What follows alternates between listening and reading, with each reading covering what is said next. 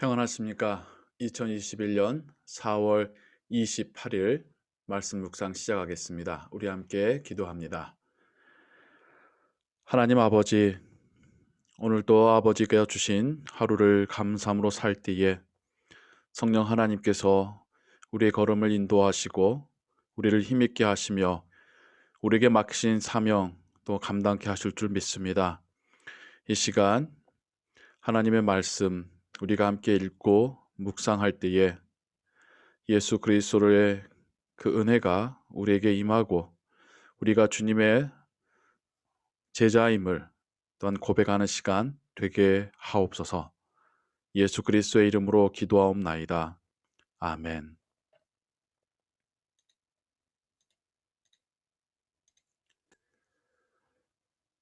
오늘은 민수기 33장에서 36장까지를 읽으시기 바랍니다. 그리고 이 시간에는 민수기 35장의 내용을 통하여서 하나님 말씀을 함께 읽고 묵상하도록 하겠습니다.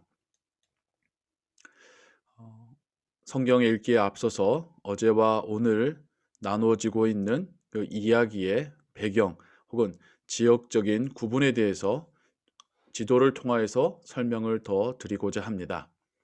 여러분들 보시는 이 지도가 이스라엘, 특별히 구약에서 말씀하고 있는 민수기와 신명기에서 말하고 있는 땅입니다.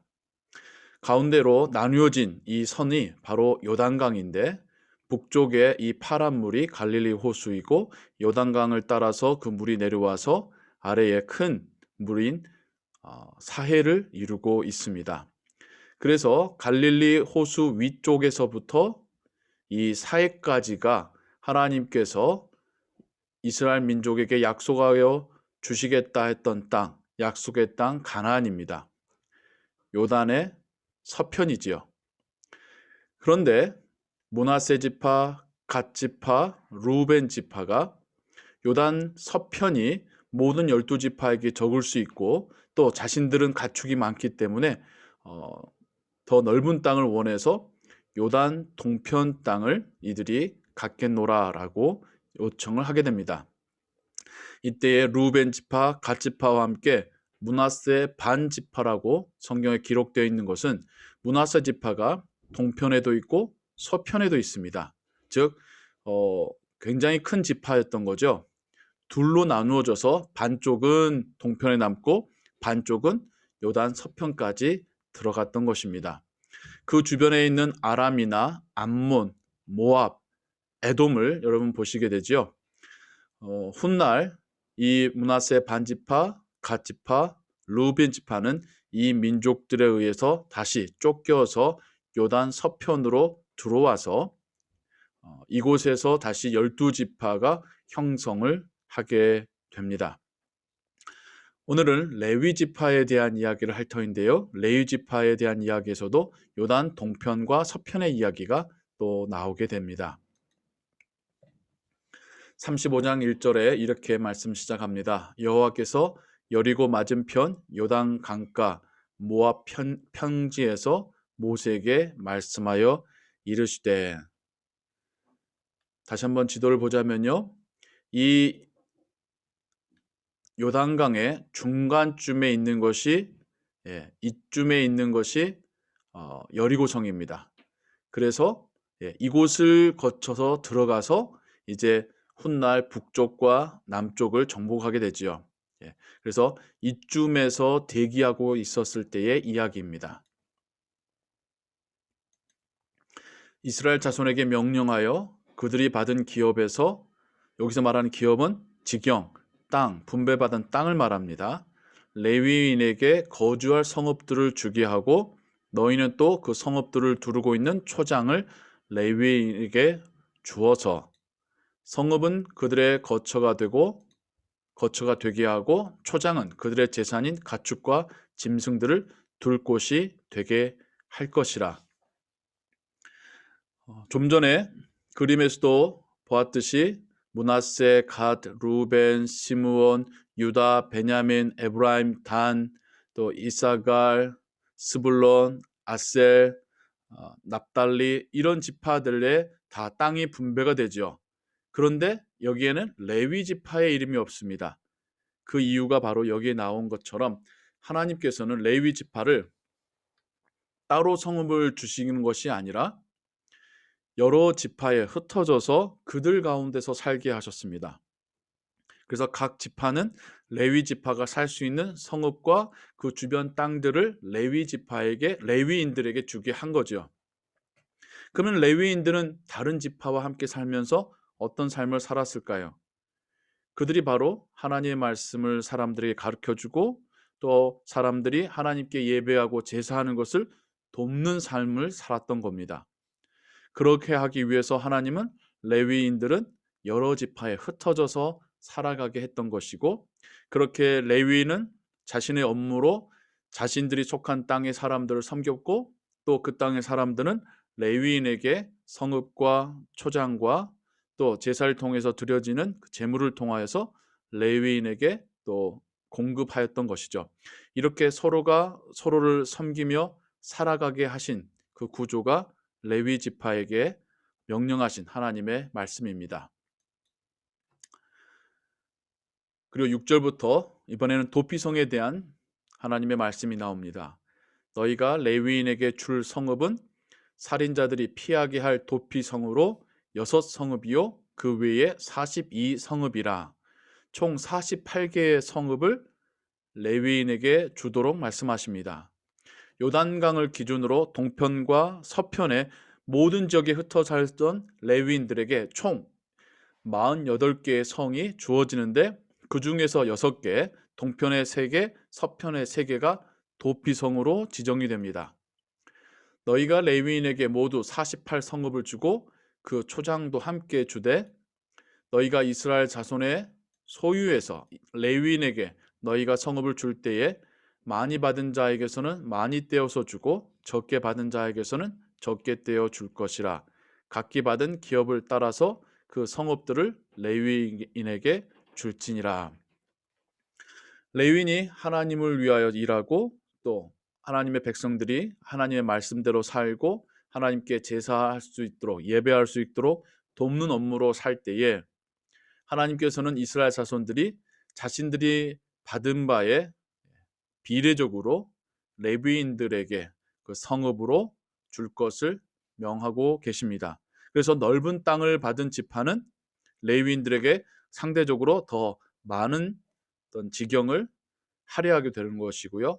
좁은 땅을 받은 지파는 조금 전에 지도도 보셨듯이 지파별로 똑같은 지경이 아니라 어떤 지파는 넓은 땅이고 어떤 지파는 상대적으로 좁은 땅을 받았죠. 그래서 거기에 상대적으로 비율적으로 레위인들에게 성읍을 주라고 명하고 계십니다. 더 많이 받은 자에게 많이 하나님께서 요구하시고 또 적게 받은 자에게 마찬가지로 적게 요구하시는 하나님이심을 보게 됩니다. 여호와께서 또 모세에게 말씀하여 이르시되 이스라엘 자손에게 말하여 그들에게 이르라. 너희가 요단강을 건너 가나안 땅에 들어가거든 너희를 위하여 성읍을 도피성으로 정하여 부지 중에 살인한 자가 그리로 피하게 하라. 도피성 말 그대로 도피, refuge, 도망가서 쉴 수 있는 성이라는 뜻입니다. 그런데 조건이 있습니다. 부지 중에 무의식적으로 실수로 살인한 자가 살인보다 더 약한 범죄들은 배상할 수 있고 또 돌릴 수 있고 뭔가 책임을 질 수 있겠지만 살인에 대해서는 생명을 죽인 자는 자신의 생명으로 그 값을 갚아야 되는데 이것이 의도적이고 계획적이었다고 한다면 그는 그의 죄에 대해서 처벌에 대해서 피할 방도가 없지만 부지 중에 실수로 무의식적으로 살인하게 된 경우에는 이렇게 도피해서 생명을 연장할 수 있는 기회가 주어지게 됩니다. 이는 너희가 복수할 자에게서 도피하는 성을 삼아 살인자가 회중 앞에 서서 판결을 받기까지 죽지 않게 하기 위함이니라. 하나님께서 이스라엘 민족에게 율법을 주시는데 이렇게 고의적인 살인과 또 실수로 인한 살인도 구분하여서 그가 정식 재판과 또 그의 잘못에 합당한 양의 형벌을 받기까지 보호받을 수 있는 도피성을 만드시고 또 이스라엘 민족에게 명령하셨다는 것입니다. 너희가 줄 성읍 중에 6을 도피성이 되게 하되 세 성읍은 요단 이쪽에 두고 세 성읍은 가나안 땅에 두어 도피성이 되게 하라. 요단 이쪽이라는 것은 지금 모세가 있는 요단 동편이죠. 므낫세 반지파, 또 갓지파, 루벤 지파가 있는 곳에서도 조금 지도에 보셨듯이 거의 비슷한 정도의 지경이 요단 동편에도 있었지요. 하나님께서는 그곳에 머물 그 세 지파에 대해서도 도피성과 레위인의 성읍을 말씀하고 계시더라는 겁니다. 비록 하나님의 약속하시고 축복하신 땅이 가나안 땅, 요단 서편이지만 요단 동편에 대해서도 하나님의 또 그 은혜를 베푸시는 모습을 우리가 보게 됩니다. 이 6성읍은 이스라엘 자손과 타국인과 이스라엘 중에 거류하는 자의 도피성이 되리니 부지 중에 살인한 모든 자가 그리로 도피할 수 있으리라. 여기서 놀라운 사실도 보게 돼요. 이스라엘 민족에게만 해당되는 것이 아니라 타국인도, 이스라엘 중에 거류하는 자, 나그네도, 이민자도, 외국인도 하나님께서는 동일한 보호를 받게 하고 계시더라는 것입니다. 진정 구약에서부터도 하나님은 이스라엘 민족만의 하나님이 아니라 열방을 향하여 그 하나님 되심을 보여주시는 그런 하나님이심을 우리가 성경에서 발견하게 됩니다. 오늘의 메시지를 통하여서 레위인과 다른 지파의 관계가 어찌 보면 지금 이 세상 가운데 그리스도인들과 세상 사람들의 관계로도 생각해 볼 수 있겠습니다. 우리도 레위인이 그랬던 것처럼 세상 속에 흩어져서 세상 사람들과 함께 살아가고 있습니다. 하지만 우리가 이 세상을 살아가는 목적과 방향과 사명은 하나님을 예배하는 것이고 우리만 하나님을 예배하는 것이 아니라 하나님을 모르던 자들도 함께 하나님께 나와 예배할 수 있도록 돕는 자의 역할이 우리의 역할이죠. 하나님 말씀을 모르는 자들에게 하나님 말씀을 가르쳐주는 것. 그래서 어떻게 보면 우리의 역할이 레위인의 역할과 비슷합니다. 그런 우리를 향하여서 하나님께서는 거주할 곳과 또 먹을 양식을 이렇듯 세상을 통하여서도 공급해주고 계심을 성경이 말씀하고 있습니다. 하나님의 자녀로 살아가는 우리의 삶을 하나님이 이렇게 먹이시고 공급하심이 우리에게도 은혜입니다. 그러기에 우리가 받은 사명대로 세상 사람들에게 하나님을 또 하나님의 말씀을 하나님의 나라를 보여주고 말해주는 것, 이것이 또 우리의 삶에서 우리가 또 신실하게 감당해야 될 사명일 줄로 믿습니다. 도피성은 어떤 의미일까요? 도피성은 우리의 구원자 되실 메시아 예수 그리스도를 미리 보여주는 상징이었습니다. 죄인도 예수께로 나아오면 용서받을 수 있고 생명을 유지할 수 있습니다. 하지만 그가 예수님을 다시 떠나게 된다면 다시 사단의 먹이가 될 수 있겠죠. 주의 안에 거할 때에 용서받을 수 있고 또 그 삶을 유지할 수 있다는 것. 도피성은 적법한 법의 집행을 위한 제도적인 기구이면서도 우리의 구원자 되신 예수 그리스도를 보여주시는 상징이었습니다. 오늘도 우리는 이 세상 가운데 예수 그리스도로 인하여서 구원받은 자로서 살아갈 것이고 또한 레위 지파처럼 세상을 향하여서 하나님의 그 사랑을, 그 구원하심을 보여주며 살아가게 될 것입니다. 오늘의 삶이 그렇듯 주와 함께 살아가며 하나님께 영광 돌리는 삶 되시기를 주님의 이름으로 축원합니다. 함께 기도하겠습니다. 하나님 아버지, 하나님께서 레위 지파에게 주신 말씀과 도피성의 제도를 통하여서 우리를 향하신 하나님의 그 은혜를 또 예수 그리스도를 통한 그 구원을 다시 한번 발견하게 됩니다.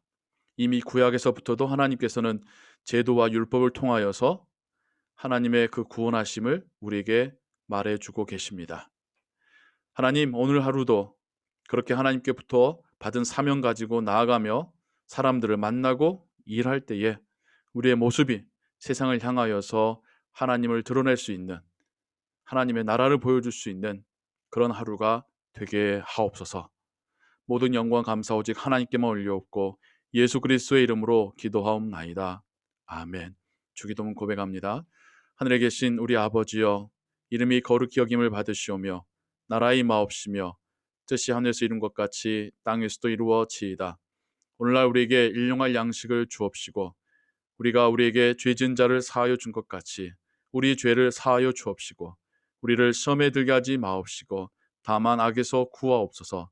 대개 나라와 권세와 영광이 아버지께 영원히 있사옵나이다. 아멘. 기도 찬양과 함께 또 오늘의 말씀 묵상하시며 기도하시고 오늘 하루의 삶도 주의 은혜 가운데 살아가시기 바랍니다. 평안하십시오.